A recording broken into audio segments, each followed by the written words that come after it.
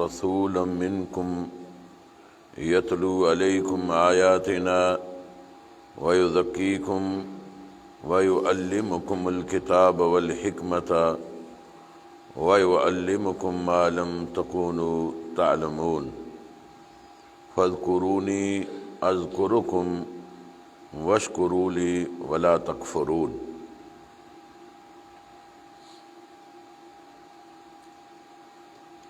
کما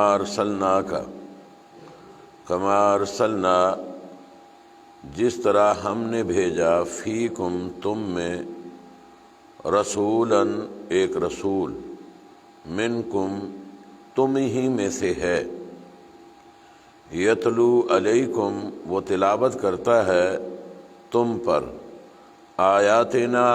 ہماری آیتیں وَيُذَكِّيكُمْ اور پاک کرتا ہے تمہیں وَيُعَلِّمُكُمُ الْكِتَابَ وَالْحِكْمَةَ اور سکھلاتا ہے تمہیں کتاب اور حکمت وَيُعَلِّمُكُمْ مَا لَمْ تَكُونُوا تَعْلَمُونَ اور سکھلاتا ہے تمہیں وہ باتیں جو نہیں تم تھے جانتے فَاذْكُرُونِي لہذا تم یاد رکھو مجھے اذکرکم میں یاد رکھوں گا تمہیں واشکروا لی اور تم شکر کرو میرے لیے ولا تکفرون اور مت ناشکری کرو میری۔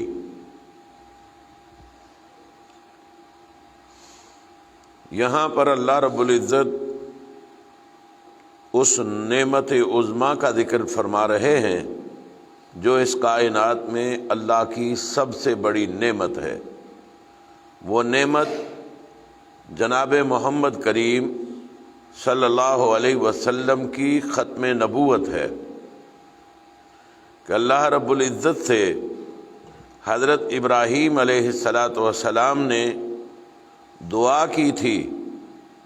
جب اپنی بیوی حضرت سارہ ہاجرہ اور حضرت اسماعیل علیہ السلام کو مکۃ المکرمہ کے اندر آباد کیا تھا، تب اللہ سے دعا کی تھی اللہ میری نسل کو دیندار رکھنا اور اس گھر کے پڑوسیوں کو پھلوں سے رزق دینا اور ان کو نماز قائم کرنے کی توفیق دینا اور اللہ ان میں آخری رسول بھیجنا۔ یہ دعا تھی حضرت ابراہیم علیہ السلام کی، اس لیے نبی صلی اللہ علیہ وسلم نے فرمایا میں حضرت ابراہیم علیہ السلام کی دعا ہوں، میں حضرت عیسیٰ علیہ السلام کی خوشخبری اور بشارت ہوں، میں اپنی والدہ کا خواب ہوں جس کو اللہ نے پورا کیا ہے۔ تو اللہ رب العزت فرماتے ہیں کہ کما ارسلنا فیکم رسولا منکم جس طرح ہم نے بھیجا تم میں ایک رسول تم ہی میں سے، یعنی تمہاری نسل میں سے، جس کے باپ دادا پردادا جس کے رشتہ دار اور جس کا قبیلہ تم جانتے ہو اور جس کا رہن سہن اٹھنا بیٹھنا جس سے تم واقف ہو، میں نے تم میں سے وہ نبی بھیجا ہے کہ تم ان کے خاندان کو جانتے ہو، تم ان کے رشتہ داروں کو جانتے ہو، اور پھر اللہ رب العزت فرماتے ہیں کہ وہ کام کیا کرتا ہے یتلو علیکم وہ تلاوت کرتا ہے تم پر آیاتنا ہماری آیتیں، تمہیں ہماری کتاب ہماری آیات ہمارے احکامات وہ سناتا ہے، اور اس کے سنانے کا مقصد کیا ہے وَيُزَكِّيكُمْ وہ پاک کرتا ہے تمہیں گناہوں سے برائیوں سے اور ان غلط حرکتوں سے جن کو اللہ ناپسند کرتا ہے۔ محمد صلی اللہ علیہ وسلم تمہارا تزکیہ نفس کرتے ہیں، تمہیں سیدھی راہ بتاتے ہیں، سچائی کا درس دیتے ہیں،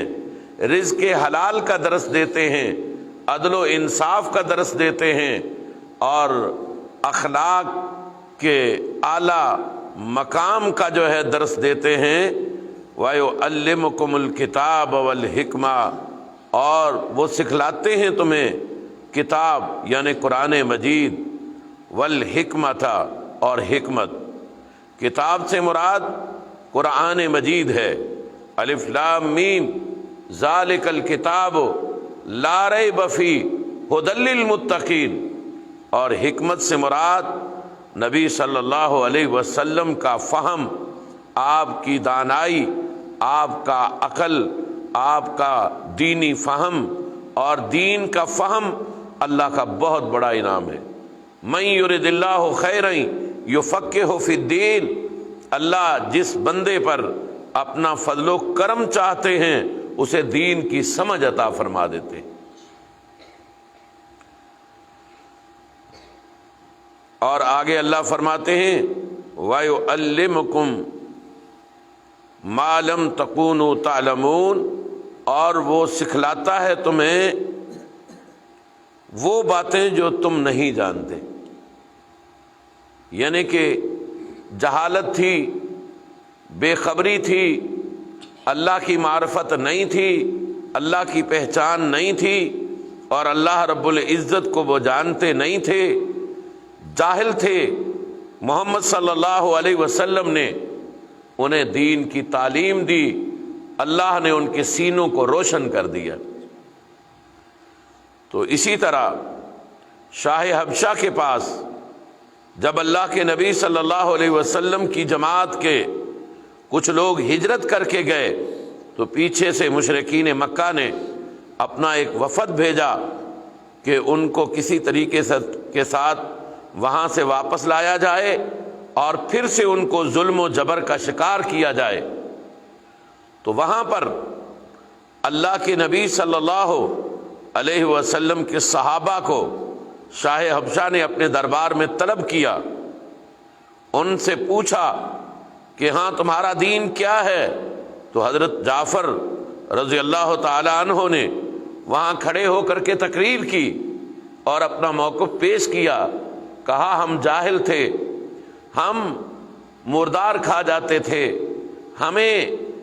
اپنی عزتوں کا احساس تک نہیں تھا، زنا اور شراب ہماری گھٹی میں تھی، ہمارے اوپر اللہ نے احسان کیا، اللہ نے فضل کیا، اپنا پیارا پیغمبر جناب محمد کریم صلی اللہ علیہ وسلم ہماری طرف بھیجا، اس نے ہمیں سچائی کا درس دیا، عدل و انصاف کا درس دیا، حلال و حرام کی تمیز سکھلائی، حکمت و دانائی کا درس دیا، ہم پہ اللہ کا فضل ہو گیا، ہم نے جہالت سے نکل کر کے اللہ کو پہچان کر کے ایک اللہ کی عبادت شروع کی ہے۔ تو شاہ حبشہ نے مشرکین کی طرف سے بھیجے گئے طوائف کو رد کر دیا کہ مجھے تمہارے تحفوں کی تحفہ تحائف مجھے نہیں چاہیے، یہ واپس لے جاؤ، یہ بہت عظیم لوگ ہیں، سچائی پر مبنی ہیں، حق کے راستے پر چلنے والے ہیں، لہٰذا یہ میری بادشاہی میں رہیں گے، ان کو یہاں سے کوئی نہیں نکال سکتا، یہ سچے لوگ ہیں، اور ان کے پاس جو کتاب ہے، جو تعلیمات ہیں، جو میں نے ان کے پاس جو کلام موجود ہے، جو میں نے سنا ہے، مجھے یقین ہے کہ یہ سچی کتاب ہے، اللہ کا کلام ہے، میں بھی اس پہ ایمان لے آتا ہوں۔ تو اسی وجہ سے میرے بھائیوں، نجاشی جب فوت ہوا تھا تو نبی کریم صلی اللہ علیہ وسلم نے ان کا اپنے شہر مدینہ میں رہ کر کے ان کا نماز جنازہ ادا کیا تھا۔ جب آپ صلی اللہ علیہ وسلم کو خبر پہنچی کہ نجاشی فوت ہو گیا ہے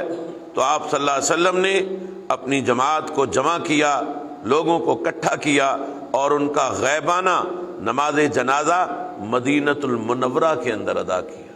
وہ حبشہ میں فوت ہوا تھا لیکن وہ چونکہ مسلمان ہو چکا تھا، نبی کریم صلی اللہ علیہ وسلم نے بذات خود ان کا نماز جنازہ پڑھایا۔ کتنے قسمت والے لوگ تھے، نصیب اور مقدر والے لوگ تھے۔ آگے اللہ فرماتے ہیں ہاں تمہیں حکمت و دانائی کا درس تو یہ پیغمبر دے رہا ہے اور اس کا درس آپ سن رہے ہیں، لیکن اس کے ساتھ یہ بہت بڑی نعمت ہے، بہت بڑی نعمت ہے کہ میں نے محمد صلی اللہ علیہ وسلم کی امت کے لیے تمہارا چناؤ کیا ہے کہ تم میرا شکر کرو۔ فاذکرونی اذکرکم واشکروا لی ولا تکفرون، لہذا تم مجھے یاد رکھو، میں تمہیں یاد رکھوں گا۔ نبی کریم صلی اللہ علیہ وسلم نے فرمایا، اللہ رب العزت فرماتے ہیں کہ میں بندے کے گمان کے مطابق اس کے ساتھ سلوک کرتا ہوں۔ ہاں جب بندہ مجھے دل میں یاد کرتا ہے میں بھی اپنے دل میں اسے یاد کرتا ہوں۔ جب وہ کسی مجلس میں بیٹھ کر کے مجھے یاد کرتا ہے میں اس سے اچھی مجلس، یعنی وہ انسانوں میں بیٹھ کے مجھے یاد کرتا ہے، میں فرشتوں میں اسے یاد کرتا ہوں۔ فرمایا جب وہ ایک بالشت میری طرف بڑھتا ہے میں ایک ہاتھ اس کی طرف بڑھتا ہوں، جب وہ ایک ہاتھ میری طرف بڑھتا ہے میں دو ہاتھ اس کی طرف بڑھتا ہوں، جب وہ میری طرف چل کے آتا ہے میں رب اس کی طرف دوڑ کے آتا ہوں۔ یعنی اللہ کی رحمت دوڑ کے بندے کی طرف آتی ہے اور اسے ڈھانپ لیتی ہے۔ تو میرے عزیز بھائیوں، نبی کریم صلی اللہ علیہ وسلم نے فرمایا فاذکرونی، یعنی اللہ فرما رہا ہے تم مجھے یاد کرو، اذکرکم، میں تمہیں یاد کروں گا۔ نبی صلی اللہ علیہ وسلم نے فرمایا اللہ کو یاد کرنے والا، نماز پڑھنے والا، قرآن کی تلاوت کرنے والا، اذکار کرنے والا، صبح شام کے اذکار کی پابندی کرنے والا، بعد نماز فرائض اذکار کرنے والا اور ہر موقع کی سنت کے مطابق دعا پڑھنے والا، میرے نبی نے فرمایا اس کی مثال زندہ انسان کی مثال ہے، جو اللہ کو یاد نہیں کرتا اس کی مثال مردہ کی مثال ہے۔ جو اللہ کو یاد کرنے والا ہے وہ انسان زندہ ہے اور اس کی زندگی کا یہ ثبوت ہے کہ وہ اللہ کو یاد کر رہا ہے، اور جو اللہ کو یاد نہیں کرتا وہ سمجھو کہ مردہ انسان ہے، وہ مردہ ہے۔ تو مردہ کس کام کا ہوتا ہے؟ اس کو اٹھانے والے اور، نہلانے والے اور، کفن پہنانے والے اور، کندھے پہ اٹھا کر کے قبر لے جانے والے اور پھر قبر کھودنے والے اور قبر میں رکھ کر کے مٹی دینے والے، اور وہ کچھ کرنے کے قابل نہیں ہوتا۔ میرے بھائیو، جو اللہ کو یاد نہیں کر سکتا وہ اللہ کے نزدیک بڑا ہی بیکار انسان ہے، وہ کسی کام کا نہیں ہے، وہ اللہ کی زمین پر بوجھ ہے، وہ مردہ ہے۔ زندگی یہ ہے کہ بندہ اپنے رب کو یاد کرتا ہے۔ دیکھو اذان فجر ہوتی ہے، انسان سویا ہوا ہے، مردے کی مثال ہے۔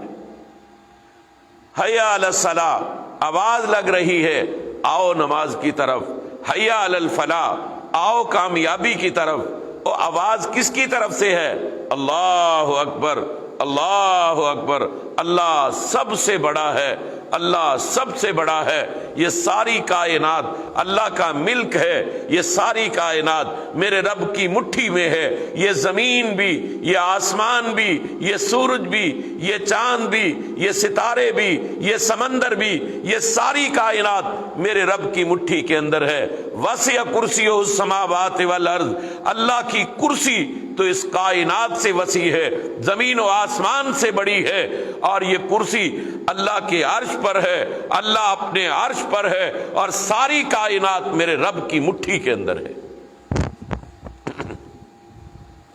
اللہ فرماتا ہے وَاشْكُرُوا لِي وَلَا تَكْفُرُونَ، اور تم میرا شکر کرو، ناشکری نہ کرو۔ دیکھو ساری نعمتیں میری استعمال کرتے ہو، میں رب اگر ٹھنڈی ہوا چلا دوں تو تم سے برداشت نہیں ہوتی، شدید گرم موسم بنا دوں تو تم زندہ نہیں رہ سکتے، پانی کے بغیر تمہارا جینا ناممکن، ہوا کے بغیر تمہارا باقی رہنا ناممکن۔ میری ناشکری نہ کرنا، مجھے یاد کرو گے میں تمہیں یاد کروں گا۔ اور میرا شکر کرو گے تو میں اور دوں گا۔ وَإِن شَكَرْتُمْ لَأَزِيدَنَّكُمْ، نہ شکری نہ کرنا، میرا شکر کرو گے تو میں تمہیں اور نعمتوں سے نواز دوں گا۔ یہ صحت، یہ آنکھیں، یہ ہاتھ، یہ دل، یہ دماغ، یہ کان، یہ سماعت، یہ سارا زندگی کا سلسلہ کس کی طرف سے؟ اللہ کی طرف سے۔ اللہ رب العزت ایک نعمت سے محروم کر دے، بندے کا جینا اجیرن ہو جاتا ہے۔ داڑھ میں درد پڑ گیا، بندہ بیچارہ بیکار ہو گیا، کان میں درد ہو گیا، بندہ کچھ کرنے کے قابل نہ رہا، ہاں دل کی دھڑکن تیز ہو گئی تو بندہ جینے کے قابل نہ رہا۔ میرے عزیز بھائیو، یہ اللہ کی نعمتیں ہیں، جن نعمتوں کا ہم شکر کریں گے اللہ ہمیں اور اپنی طرف سے انعامات سے نوازے گا۔ اللہ تعالیٰ سے دعا ہے اللہ ہمیں ان نعمتوں کا شکر کرنے کی توفیق عطا فرمائے۔ اللہ فرماتے ہیں کما ارسلنا فیکم رسولا منکم یتلو علیکم آیاتنا ویزکیکم ویعلمکم الکتاب والحکمت ویعلمکم ما لم تکونوا تعلمون فاذکرونی اذکرکم واشکروا لی ولا تکفرون۔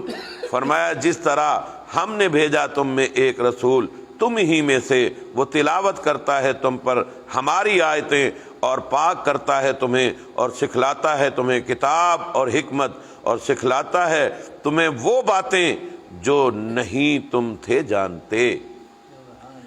تمہیں نہیں تھا ان چیزوں کا علم، لہذا فاذکرونی، لہذا تم یاد رکھو مجھے، اذکرکم،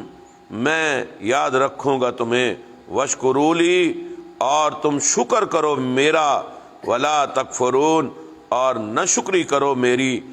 میرا شکر کرو اور میرے ساتھ جو ہے کفران نعمت کرو گے تو پھر میں رب تمہیں پکڑ لوں گا، اگر میں نے تمہیں پکڑ لیا تو پھر تمہیں کوئی چھڑا نہیں سکتا، میری پکڑ سے کوئی بچا نہیں سکتا، میری پکڑ اتنی طاقتور اور پاورفل ہے، میں جب پکڑنے پہ آتا ہوں فرعون کو غرق کر دیتا ہوں، جب میں پکڑنے پہ آتا ہوں نمرود کو ہلاک کر دیتا ہوں، جب میں پکڑنے پہ آتا ہوں ابو جہل کو رسوا کر دیتا ہوں، جب میں پکڑنے پر آتا ہوں بڑے بڑے طاقتور بڑی بڑی زور آور قومیں میرے سامنے بے بس نظر آتی ہیں اور بے جان ہو جاتی ہیں، میں رب جب پکڑنے پہ آتا ہوں ان پہاڑوں کو جو ہے ریزہ ریزہ کر کے دنیا کے نظام کو درم برم کر کر کے رکھ دیتا ہوں، مجھ رب سے کوئی پوچھنے والا نہیں، لہذا تم ڈرو مجھ سے، میرے در پہ آؤ، مجھ سے معافی طلب کرو، استغفار کرو، میری نعمتوں کا شکر کرو، میں تمہیں اور عطا کروں گا۔ اللہ تعالی ہمیں ناشکری سے بچائے، شکر کرنے کی توفیق عطا فرمائے۔ سبحان ربک رب العزت عما یصفون وسلام علی المرسلین والحمد للہ رب العالمین۔